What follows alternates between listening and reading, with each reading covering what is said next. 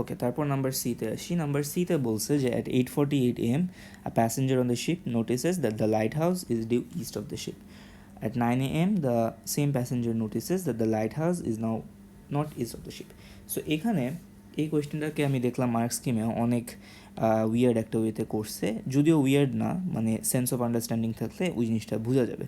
তবে আমরা যেই অ্যাপ্রোচটাতে যাব সেই অ্যাপ্রোচটা একটু মানে লেন্দি হবে, বাট আন্ডারস্ট্যান্ডিংয়ের দিক দিয়ে আমি মনে করি এটা বেস্ট একটা ওয়ে। সো আমরা যেটা করব, আমরা এখানে লাইট হাউসের যে পজিশন ভেক্টর আমাকে যেহেতু বের করতে বলছি, এটাকে আমি AI প্লাস BJ কনসিডার করব। দেন আমার এখানে বলছে দুইটা কন্ডিশন দিয়ে দিছে, ডিউ ইস্ট একটা, নর্থ ইস্ট একটা।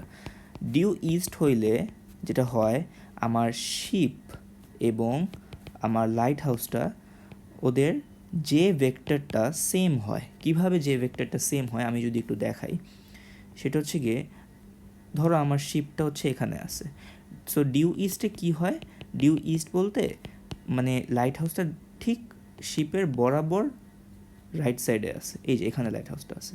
সো লাইট হাউসটা যেখানেই থাকুক ওদের আইগুলো কিন্তু ডিফারেন্ট, মানে আই কম্পোনেন্টটা কিন্তু ডিফারেন্ট, বাট ওদের যে কম্পোনেন্টটা কিন্তু সবসময় সেম হবে।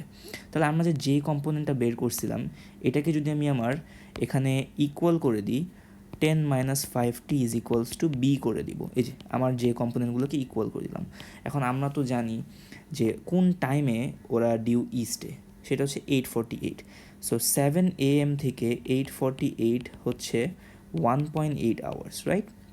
তাহলে আমি এখানে 10 - 5 ইন্টু 1.8 করি, রাইট? তাহলে আমি এখানে পাবো হচ্ছে 0। বি এর ভ্যালু আমার 0 এসে পড়ছে। তারপর চলো এ এর ভ্যালুটা বের করি।